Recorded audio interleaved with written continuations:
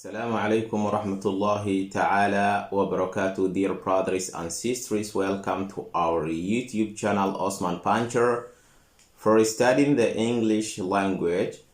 Today we are going to take lesson 34. maanta waxaan qaadanaynaa walaalayaal casharkeeni 34aad ee barashada luqadda English-ka.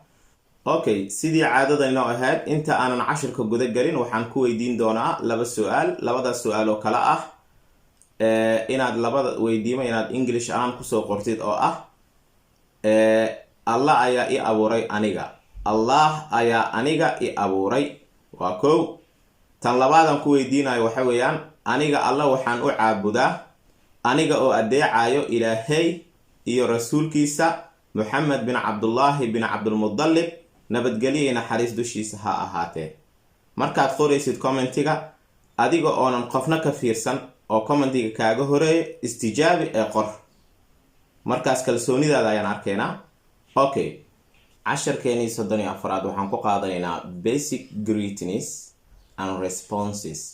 basic greetings and responses ayaan ku qaadanaynaa. marka hore haddaan fiirino basic waa bilow ama as basic waa bilow.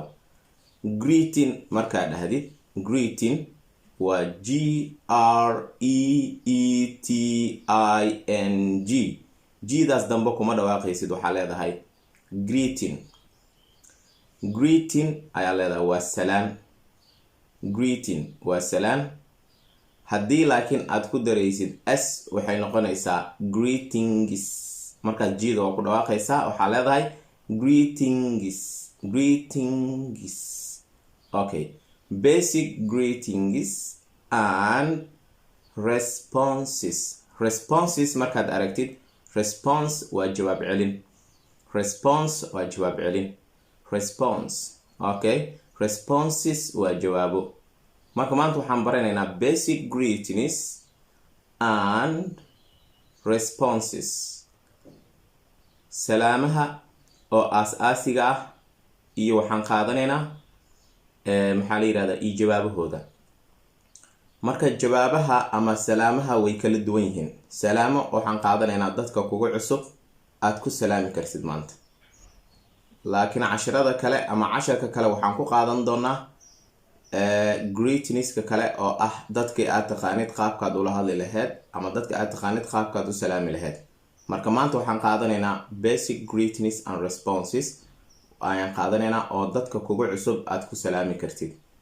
okay, marka basic greetings and responses waan fahmnay waa salaamaha aas-aasiga ah iyo jawaab celimahooda. waxaan qaadanaynaa marka wax la yiraahdo aan ku bilaabeynaa hi. qof xagga kala maraayo markaad gacan u taagaysid hi ayaad leedahay, ama markaad qof u tagtid ama isku cusub tihiin hi waad ku salaami kartaa oo ah marka haye. qofka markaad hi oo ku dhaho hi waad ugu jawaabi kartaa hi.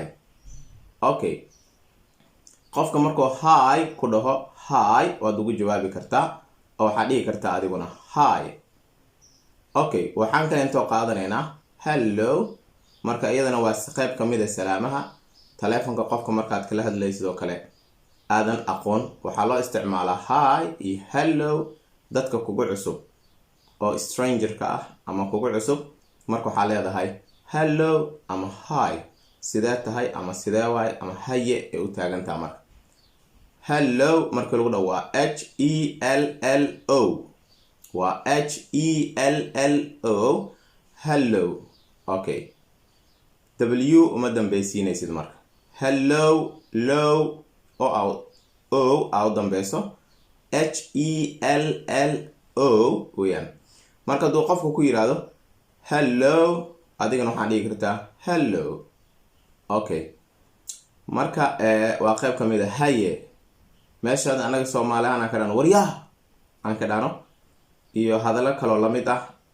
marka luqadda Englishku waa hi hello nidaamkaas ay isticmaalaan. okay, qofka haddii aad is aragtaan marka subax oo kale waxaad dhihi kartaa good morning.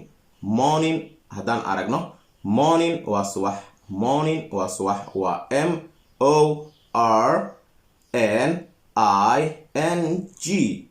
morning waa subax. Okay, good morning subax wanaagsan. kelmadda good ma dhehaysid. good aad leedahay. good waa GOOD. good morning marka waxa waaye waa subax wanaagsan. good waa fiican, hore waa usoo aragteen. marka good morning waa subax wanaagsan. qofka hadduu ku yiraahdo good morning subax wanaagsan, waxaa dhihi kartaa good morning subax lamid ah, isla ayadii aan ku celinay. ama waxaa dhihi kartaa good morning hadduu ku dhaho good morning to oo ahayd sidoo kale subax wanaagsan. sidoo kale good morning subax wanaagsan. good morning to sidoo kale subax lamid ah, ama sidoo kale subax wanaagsan. Okay, waxaa kaloo isticmaalaynaa good afternoon. good waa isla fahmnay. afternoon haddaan fiirino waxa weeyaan after waa kadib. noon waa duhur. isku qabo marka afternoon duhurka kadib, ama afternoon galab wanaagsan waa marka. duhurka kadib maxay noqonaysaa, ama xilliga barqada kadib galab. Okay, afternoon waa galab wanaagsan. afternoon ma dhehaysid. afternoon waa galab wanaagsan. Okay, good afternoon markaa dhahdo waa galab wanaagsan. afternoon keligeed waa galab. good afternoon galab wanaagsan. waxaan kale intoo qaadanaynaa wax la yiraahdo evening. waa hore usoo aragnay. evening waa fiidkii. markaa qofka xilli fiid ah aad la kulantid maxaa leedahay good evening. Okay, fiid wanaagsan.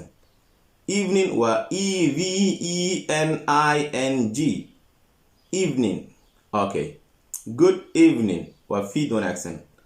marka maxaa aragnay good morning subax wanaagsan, good afternoon galab wanaagsan, good evening fiid wanaagsan. Okay, laakiin MB fiiro gaar ahaaneed sameey. weligaa markaad isticmaalid kelmadda good night waa habeen, waa NIGHT. night waa habeen. markaad isticmaalaysid good night salaan ma ah, taas ogow MB. good night waa bye, waa macsalaamo waay.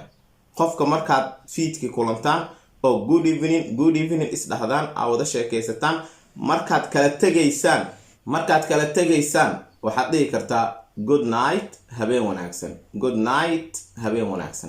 habeen wanaagsan marka waa macsalaamada ay idin bari doonayso geli doontaa. laakiin hadda waa greetingska marka kuma jirto wax la yiraahdo good night waa macsalaameen, habeen wanaagsan weeyaan. Okay, waxaan qaadanaynaa marka intaaseti waa qofka marka hore aad ku bilaawaysid, hadday subax tahay, hadday galab tahay, iyo hadday fiid tahayba. Okay, iyo hi iyo hello waan isla fahmin. marka waxaan gelaynaa how are you.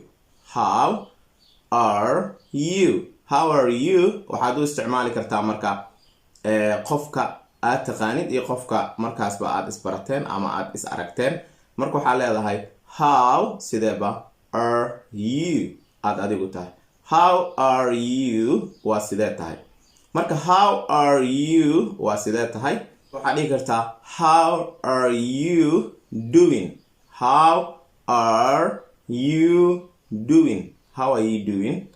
marka how are you doing g ugu dambaysa, gdaas ma ku dhawaaqis, ma dhehaysid how are you doing ma dhehaysid. waxaad leedahay how are you doing. Okay, marka how are you doing waa sidee tahay, laakiin how are you doing Americanka aad u isticmaalo, halka Britishka iyo Americanka how are you ee wada isticmaalaan. Okay, intaas waxaan fahamna marka waa basic greetingska aan qaadanaynay waaye. responseska hadda gelayna qaabkaad ugu jawaabaysid. hi qofka hadduu ku dhaho hi waad dhihi kartaa. hello hadduu ku dhahan hello waad dhihi kartaa. Okay, how are you ayuu ku dhahay. dhowr qaaba looga jawaabaa jirto, laakiin qaabka ugu wanaagsan oo formalka oo dadka dhan isla wada yaqaanaan oo caanka ah waxa weeyaan I am fine waan fiicana I anigu am waxaan fine mid fiican ama waxaad dhigi kartaa horta I am iyo I'm farqiga u dhexeeya rabnaa inaan fiirin I am markii la soo gaabiyo waxaa loo soo gaabiyaa I'm aad qori apostrophe kor saaraysa ama hakada kor ka geline m aad qori marka I hakad kor laga geli iyo m ayaa waxaa la yiraahdaa I'm laakiin I iyo m markay tahay waxaa leedahay I am ayaa leedahay marka I'm waa aniga I am waa aniga I am oo la soo gaabi waa I'm waa isla fahmnaan u maleynaa marka I'm isticmaalina marka I'm fine waan fiicana maxaa dhigi kartaa marka thank you mahadsanid and you adiguna intaas baa dhigi kartaa I'm fine waan fiicanahay thank you mahadsanid and you adiguna waa dhigi kartaa ama I'm fine waa dhigi kartaa waa fiicana okay I'm fine waan fiicana and you waa dhigi kartaa adoo mahad celinta ka bixinaya ama adoo usii mahad celina waa dhigi kartaa I'm fine thank you and you okay intaas waa isla fahmnay taas waa jawaabta how are you how are you doing markuu qofku ku dhaho okay waxaa kale intoo dhigi kartaa I'm great saan hore usoo aragnay great fiican waay I'm great waan fiicanahay waxaa kale intoo dhigi kartaa I'm good waan fiicanahay waxaa kale intoo dhigi kartaa I'm not bad ma xumi kelmadda bad markaa aragtid waa xun bad waa xun okay laakiin I'm not maxay keenaysaa marka waa diidmo I'm not bad ma xumi haddaa dhahayd I'm not good ma fiicniya noqonaya markaas I'm not bad ma xumi waan fiicanay u taagan tahay I'm not bad waa diidmo oo laakiin ha camal weeyaan marka waxaa leedahay I'm not bad ma xumi okay waxaa kale intoo jirto eray kaleente oo I'm so horta kaligeed markaan fiirino waxaa inta badan loo isticmaalaa isku xirka jumlooyinka so sidaa daraaddeed waa la markay so oo keliya tahay sidaa daraaddeed isku xir jumlooyina loo isticmaalaa laakiin markaad dhehaysid I'm so waan fiicanaha waay so oo space u dhexeeya hadday imaado waan fiicanaha waay I'm so waa fiicanaha waay okay I'm pretty good waan fiicanaha kelmadda pretty waa qurux badan pretty waa qurux inta badan waxaa loo isticmaalaa caruurta okay beautiful waa qurux badan horaan usoo aragnay it is a beautiful cat okay pretty waa qurux badan ama qurux pretty waa qurux okay I'm pretty good ma dhehaysid aniga qurux fiicana ma dhehaysid waxaa leedahay I'm pretty good aniga waan fiicana okay ama waxaa dhigi kartaa I'm very well aniga very well aadaan u fiicana kelmadda well waa fiican well maxay kaloo noqotaa ceelka waxaa la yidhaahdaa well waa well well laba macnay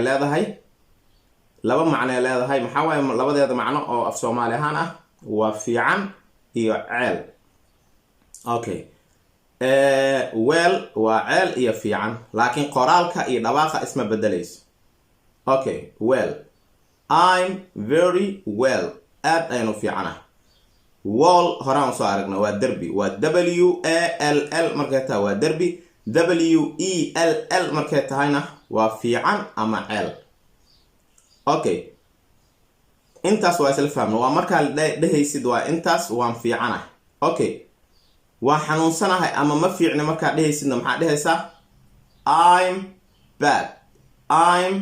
bad waan xumahay. Bad horaan usoo aragnay. I'm bad waa xumahay. I'm not good ma fiicni. I'm not good ma fiicni. Okay, ama maxaa dhihi kartaa I am ama I'm sick. I'm sick waa jiranahay.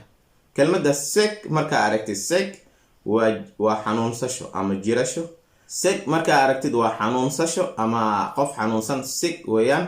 marka waxaa leedahay sick waa xanuunsasho waa SICK sick. sick waxaa kaloo lamid ah eray kaloo la macnaa jiro oo lamid ah oo ah ill waa ill. sick iyo ill waa isku macnaha waa xanuun waa xanuunsanaha waaye laakiin waa laba eray oo kala duwan.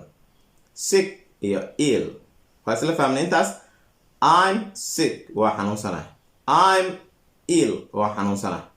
Okay, intaan waa isla fahmnay. maanta basic greetings aan qaadanaynaa. marka basic greetingska ma sii wadi karno. waxaan rabnaa videoska in ardayda oo muuqaal ku dheeraado ma rabno.